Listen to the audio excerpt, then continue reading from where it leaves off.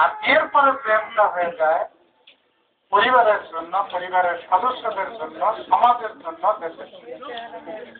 একজন বিখ্যাত মানুষের পরিবারে যদি অশান্তি থাকে, সেই দেশ, সেই সমাজ তার কাছ থেকে কন্ট্রিবিউশন পেতে বঞ্চিত। এরকম ভাবে যদি বিশ্লেষণ করা যায় তাহলে দেখা যাবে অতীব জরুরি এবং অতীব জরুরি ইফ অ্যান্ড ওনলি যদি আমরা যাচাই করতে পারি প্রেম is permanent if and only it is corrected after that. আমি মনে করি যে জাতের ভাষায় ফাংশন 1-1 যেন খুব সুন্দর, এরকম যেন প্রেম 1-1 হয় এবং সেটা যেন পারমানেন্ট হয় ইফ অ্যান্ড ওনলি এর মাধ্যমে, তাহলে আমরা বুঝবো যে প্রেমটা সবসময় ভালো।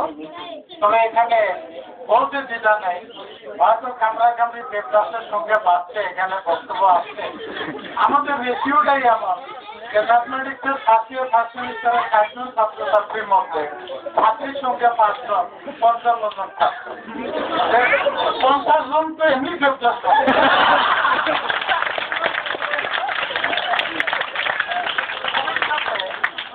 ভবিষ্যতে আমরা এদের একটা আশার আলো দেখতে পাচ্ছি যে এইচএসসির রেজাল্টে মেয়েদের প্রোগ্রেস খুব ভালো এবং অ্যাডমিশন টেস্টে মেয়েরা খুব ভালো করছে আমাদের বিশ্ববিদ্যালয়ে। আগামীতে তাদের সংখ্যা বাড়বে এবং সেই অনুসারে দেশবাসীর সংখ্যা কমবে। সব বিশ্লেষণের পরে সবাইকে একমত হতে হবে এবং ধারণ করতে হবে জীবনের সাথে যে বিয়ের আগের প্রেমটা ভালো, কিন্তু অত্যাধিক এবং চমৎকার এবং অসম্ভব ভালো বিয়ের পর।